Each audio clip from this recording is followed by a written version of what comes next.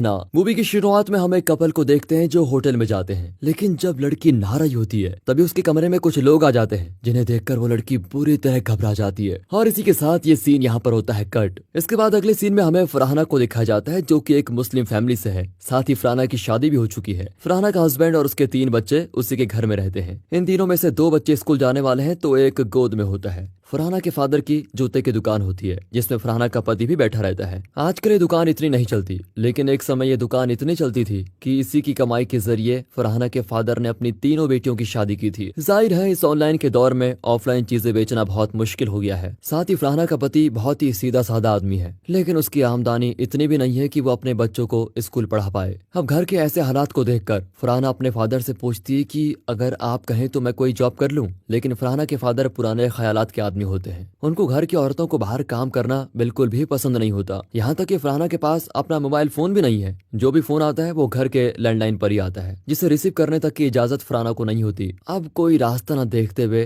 फरहाना अपने पड़ोसी से कुछ पैसे उधार मांगती है ताकि घर का खर्चा चल पाए। फिर वो करीम के साथ अपने एक दोस्त की शादी में जाती है जो कि क्रिश्चियन है। यहाँ फरहाना सभी को देखकर सोच रही होती है कि आखिर इन लोगों की लाइफ कितनी अच्छी है, मेरी लाइफ कब ऐसी होगी। तभी फरहाना को उसकी एक और बचपन की दोस्त मिलती है जिसका नाम नित्या होता है, जो कि बातों ही बातों में फरहाना की तकलीफ समझकर उसको अपनी कंपनी के बारे में बताती है और कहती है कि कल तुम वहां आ जाना क्योंकि कंपनी में इंटरव्यूज चल रहे हैं। फरहाना इस जॉब इंटरव्यू के बारे में करीम को बताती है, जो कि फरहाना को लेकर वहां पर पहुंचता है। और इस इंटरव्यू को देने के बाद फरहाना जब बाहर निकलती है तो करीम से बताती है कि मेरा इंटरव्यू क्लियर हो गया है। इस बात से करीम बहुत ज्यादा खुश तो नहीं होता, पर वो फरहाना को कुछ कहता भी नहीं। दरअसल करीम को ये पता है कि उसके पैसे न कमाने की वजह से फरहाना को ये जॉब करनी पड़ रही है, लेकिन वो कुछ कर भी नहीं सकता। इधर फरहाना अपने लिए एक पर्स खरीदती है, साथ ही वो इस जॉब के लिए काफी एक्साइटेड भी है। अब अगले सीन में जब फरहाना जॉब पर जाने के लिए तैयार होती है तो ये चीज उसके फादर को बिल्कुल पसंद नहीं आती, लेकिन करीम फरहाना के लिए एक चप्पल लेकर आता है जिसको वो अपने हाथों से उसे पहनाता भी है। फिर फरहाना ऑफिस चले जाती है, जहाँ फरहाना को पता चलता है कि अभी उसको ट्रेनिंग दी जाएगी ताकि वो यहाँ पर काम करने के तरीके को समझ जाए। दरअसल यहाँ पर एक क्रेडिट कार्ड सेलिंग सेंटर है जिसके बारे में फरहाना को सब कुछ बताया और सिखाया जाता है। फिर ट्रेनिंग खत्म होने के बाद फरहाना पहली बार डरते हुए किसी कस्टमर से बात करती है तो वो बड़ी ही आसानी से उसको सब कुछ समझाकर आखिर अपना पहला क्रेडिट कार्ड सेल कर ही लेती है।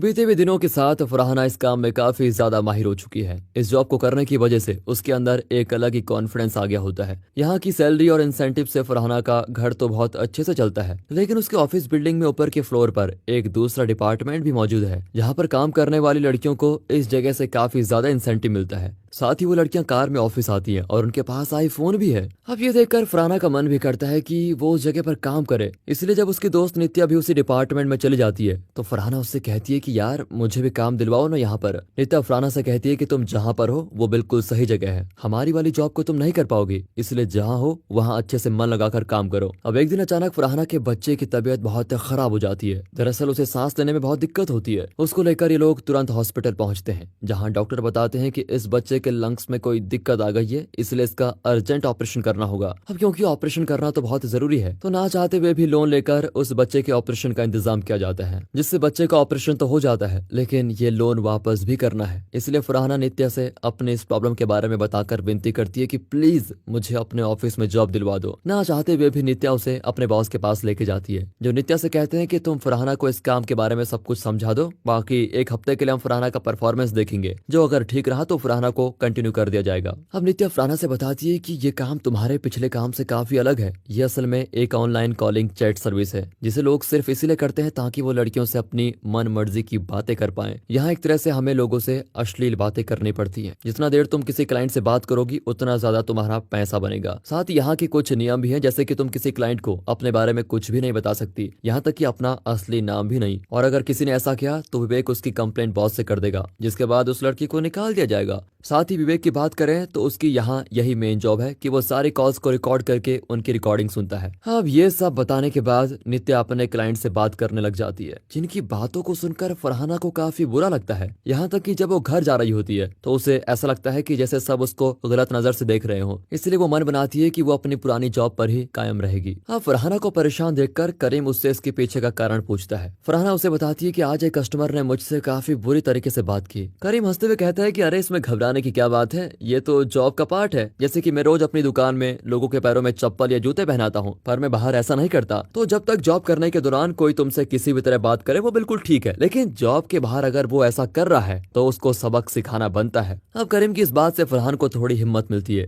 इसलिए वो दोबारा से उसी ऑफिस में पहुंच जाती है, जहाँ वो नित्या से पूछती है कि आखिर ये लोग ऐसी बातें करती क्यों हैं, साथ ही लड़कियां यहाँ पर कैसे काम कर लेती हैं, ये तो गलत है ना। नित्या फरहाना को समझाते हुए कहती है कि यार ये सिर्फ सर्विस है, जिसके जरिए लोग अपनी मन की उन बातों को भी एक अजनबी से कह पाते हैं जो वो अपनी बीवी से नहीं कह सकते। कम से कम ये लोग राह चलती लड़की के साथ गलत तो नहीं करते। ये रियल लाइफ है, यहाँ पर लोग ब्लैक या व्हाइट नहीं बल्कि ग्रे होते हैं। अब नित्या के इतना समझाने के बाद फरहाना लोगों से बात करने में लग जाती है, जिस दौरान उसके पास काफी अजीब अजीब लोगों की कॉल आती है। यहाँ हम देखते हैं कि हर दिन सोफिया नाम की एक लड़की सबसे ज्यादा बात करके हमेशा टॉप पर बनी रहती है। वहीं अगले दिन भी फरहाना का स्ट्रगल जारी होता है। वो किसी भी क्लाइंट से बात करने में कंफर्टेबल फील नहीं करती कि तभी उसके पास एक क्लाइंट का फोन आता है जो उससे अश्लील नहीं बल्कि काफी रिस्पेक्ट देकर बात करता है। अब ये सुनकर फरहाना काफी खुश होती है, उसे लगता है कि ये आदमी दिल का बहुत अच्छा है। यहाँ जिस आदमी ने फरहाना को कॉल किया था उसका नाम डेलियन है, पर वो अपना नाम फरहाना को नहीं बताता। फरहाना भी रूल के हिसाब से उसे अपना नाम ईशा बताती है, जिसके बाद फरहाना और डेलियन में रोज लंबी लंबी बातें होना शुरू हो जाती है, जिससे फरहाना का परफॉर्मेंस काफी अच्छा हो जाता है और अब उससे आगे सिर्फ सोफिया होती है। अब एक दिन डेलियन से फरहाना बताती है, मैं जल्द ही इस जॉब को छोड़ने वाली हूँ क्योंकि मुझे ये काम सही नहीं लगता। इस पर डेलियन उससे कहता है कि ईशा तुम ऐसा ना करो, मुझे सिर्फ तुमसे बात करने में अच्छा लगता है। हम दोनों के बीच एक अजीब सा कनेक्शन बन गया है। अब डेलियन की ये बात फरहाना को काफी अच्छी लगती है और वो इस जॉब को कंटिन्यू करने का इरादा कर लेती है। अब एक दिन ऐसे ही फरहाना से बात करते वक्त डेलियन फरहाना की बातों से जान जाता है कि वो एक मुस्लिम है, जिससे फरहाना थोड़ा चौंक जाती है। लेकिन अब तक वो बात करके डेलियन पर इतना भरोसा तो करने लगी है कि कम से कम अपने रिलीजन के बारे में उसको बता पाए। अब यहाँ इनकी बातों को विवेक काफी गौर से सुनता है, क्योंकि उसको पता है कि डेलियन और फरहाना के बीच कुछ तो पक्का चालू हो गया है। अब डेलियन फरहाना से कहता है कि अभी तो रमजान का महीना चल रहा है, तो तुम रोजे रखकर इतनी बात कैसे कर लेती हो। वो फरहाना को आराम करने के लिए बोलता है, जिस दौरान वो उसको अपना म्यूजिक भी सुनाता है। वो कुछ देर के बाद कहता है कि मैं तुम्हें एक गिफ्ट देना चाहता हूँ। फरहाना उससे कहती है कि आप मेरी जगह किसी भिखारी को दे दीजिएगा, यही मेरे लिए सबसे बड़ा गिफ्ट होगा। अब घर जाते वक्त मेट्रो स्टेशन पे फरहाना एक भिखारी के पास ईशा नाम का एक पैकेट देखती है, जिसके बारे में पूछने पर वो भिखारी बताता है कि ये मुझे एक आदमी ने दिया है, उसने ये ईशा नाम की लड़की को देने के लिए कहा है और साथ ही उन्होंने मुझे काफी पैसे भी दिए। अब ये सुनकर फरहाना जब उस गिफ्ट को खोलकर देखती है तो उसमें सिनेफोन नाम का एक म्यूजिकल इंस्ट्रूमेंट होता है, जिसको देखकर फरहाना का चेहरा ही खिल उठता है। वो अब सब कुछ भूल चुकी है। मगर अगले दिन ऑफिस जाने पर फरहाना को डेलियन की कॉल नहीं आती, जिससे वो परेशान हो जाती है कि क्या हुआ होगा। उसे लगातार अलग अलग लोगों की कॉल आ रही होती है, जिन्हें वो कट कर देती है। फरहाना 2 दिन इंतजार करती है, मगर अभी तक डेलियन की कोई कॉल नहीं आई। इसलिए वो सोफिया के साथ जाकर अपने लिए एक मोबाइल लेती है। साथ ही वो सोफिया को अपना आधार कार्ड देती है ताकि वो फरहाना के लिए एक ई सिम ले ले। इसके बाद फरहाना को एक न्यूज़पेपर में एक हेडलाइन दिखती है,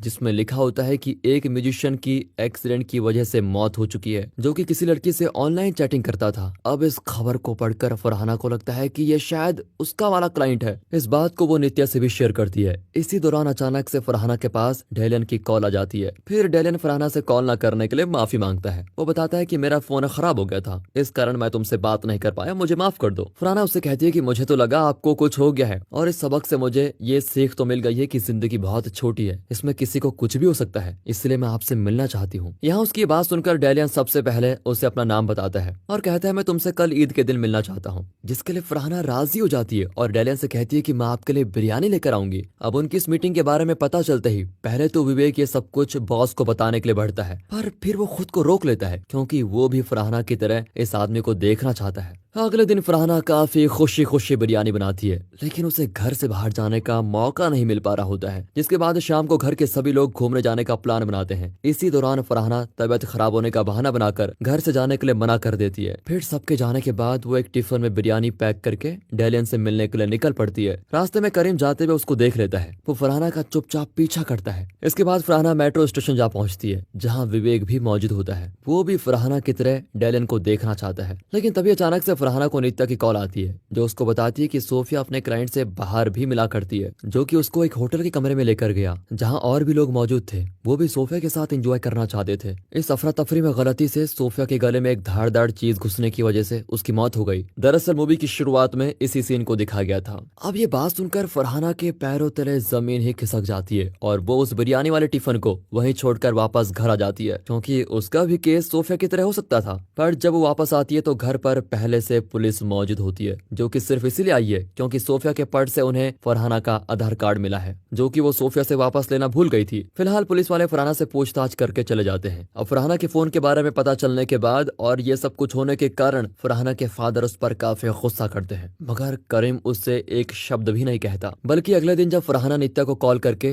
जॉब पर आने से मना कर देती है तो करीम उससे कहता है कि तुम अगर ऐसे अचानक जॉब पर जाना छोड़ दोगी तो लोगों को लगेगा कि जरूर तुमने कुछ किया है, इसलिए तुम्हें वहाँ जरूर जाना चाहिए। यहाँ करीम की बात मानकर फरहाना दोबारा से वहाँ जाती है, जहाँ सोफिया की मौत की वजह से सभी लड़कियों को यहाँ के नियम अच्छी तरह बताए जाते हैं। साथ ही उन सभी को सिक्योरिटी पर्पस के लिए पेपर स्प्रे भी दिया जाता है। इसके बाद सभी अपने काम पर लग जाते हैं। इसी दौरान डैलियन की कॉल फरहाना को आती है, जिससे फरहाना बड़े ही प्रोफेशनल अंदाज में बात करने की कोशिश करती है। डैलियन फरहाना से पूछता है कि कल आप मुझसे मिलने क्यों नहीं आई। फरहाना उससे रूड होकर कहती है कि हम कभी नहीं मिलेंगे और अब से मैं तुम्हें इस तरह बात नहीं करूंगी। यहाँ मैं अपना काम करने के लिए आती हूँ, ना कि कोई रिश्ता बनाने। फरहाना की ये सभी बातें सुनकर डैलियन फोन कट कर देता है, जिसके कुछ दिनों के बाद तक उसका कोई फोन नहीं आता। फिर एक दिन डैलियन के बारे में बात करते वक्त नित्या फरहाना से कहती है कि तुम्हें उसे पहले सारी बात समझानी चाहिए थी, उससे ऐसे रूडली बिहेव नहीं करना चाहिए था। अगर अब उसका फोन आता है तो तुम पहले उसको सब कुछ अच्छे से बताना। फिर ये बात सुनकर फरहाना डैलियन को सब कुछ सच बताने का मान जाती है। तभी अचानक से डैलियन का फोन आता है। फरहाना कुछ कह पाती इससे पहले ही वो फरहाना से कहता है कि तुम्हें लगता है कि तुम मुझसे बात नहीं करोगी तो मैं तुम्हारे बारे में पता नहीं लगा पाऊंगा। बीते दिन जब मैंने तुम्हें फोन नहीं किया तो उस वक्त मैं तुम्हें फॉलो कर रहा था, तुमने मुझे मना किया है और अब तुम देखो मैं तुम्हारे साथ क्या करता हूँ। यहाँ डैलियन फरहाना का असली नाम लेकर उसे पुकारता है। साथ ही वो उसके ऑफिस से लेकर घर तक का एड्रेस भी जान चुका है। तो कहता है कि मैं तब तक तुम्हें फॉलो करता रहूंगा जब तक तुम सबक सीखकर मुझसे खुद मिलने नहीं आ जाती। डैलियन की सभी बातें सुनकर फरहाना काफी ज्यादा घबरा जाती है। वो डरते डरते अपने घर जाती है, क्योंकि उसे लग रहा होता है कि डैलियन कहीं उसका पीछा न कर रहा हो। इधर घर में पहुंचते ही वहां पर ईशा नाम का एक पार्सल आया होता है, जिसको देखकर करीम उसे ये कहकर वापस देता है कि इस एड्रेस पर कोई ईशा नाम की लड़की नहीं रहती। अगले दिन ऑफिस में फरहाना को डैलियन जब फिर कॉल करता है तो वो डैलियन से कहती है कि तुमने अगर मुझे परेशान करना बंद नहीं किया तो मैं पुलिस में तुम्हारी कंप्लेंट कर दूंगी। डैलियन कहता है कि तुम शौक से कंप्लेंट करो, और एक चीज याद रखना, मेरे पास तुम्हारी सारी कॉल रिकॉर्डिंग मौजूद है, जो कि मैं तुम्हारे पति और परिवार वालों को दिखा दूंगा। अब ये सुनकर फरहाना को बिल्कुल भी समझ में नहीं आता कि वो करे क्या। साथ ही वो जब घर जा रही होती है तो वो देखती है कि कोई काली शर्ट पहना हुआ आदमी उसका पीछा कर रहा है, जिसे वो चकमा देने की कोशिश करती है। और यहाँ फरहाना को पता चलता है कि वो कोई और नहीं बल्कि उसका पति करीम है। घर पहुंचकर वो इस बारे में करीम से सवाल करती है कि अगर तुम्हें मुझ पर शक था तो मुझे नौकरी पे क्यों भेजा। जवाब में करीम उसे वही बिरयानी वाला टिफिन दिखाते हुए कहता है कि उस दिन भी मैंने तुम्हारा पीछा किया, जहाँ मुझे समझ में आ गया कि तुम्हें किसी से कोई खतरा है, इसलिए मैं तुम्हारा पीछा इस तरह करता हूँ ताकि कोई तुम्हें नुकसान न पहुंचा पाए। बाकी तुम मुझे कुछ बताओ या नहीं, मैं तुम्हें कुछ नहीं पूछूंगा, मगर कल से तुम्हें छोड़ने और लेने मैं ही आऊंगा। इस बात को मानकर फरहाना रोज करीम के साथ ऑफिस आने और जाने लग जाती है। इधर विवेक को पता चलता है कि डैलियन फरहाना को कैसे टॉर्चर कर रहा है, इसलिए वो कुछ ऐसा सिस्टम कर देता है कि डैलियन की कॉल फरहाना को छोड़कर बाकी सभी लड़कियों के पास चली जाती है। इस बात से डैलियन तो पूरी तरह बौखला जाता है, इसलिए वो अगले दिन आकर देखता है कि फरहाना ऑफिस अपने पति के साथ आ रही है। इसलिए वो गुस्से में करीम का एक्सीडेंट करवा देता है। फिर वो करीम के फोन को चुराकर फरहाना को कॉल करके बताता है कि तुम्हारे पति को मैंने सजा दे दी है जो तुम्हें मिलनी चाहिए थी, बाकी तुम चिंता न करो क्योंकि वो बच गया है और हॉस्पिटल में है।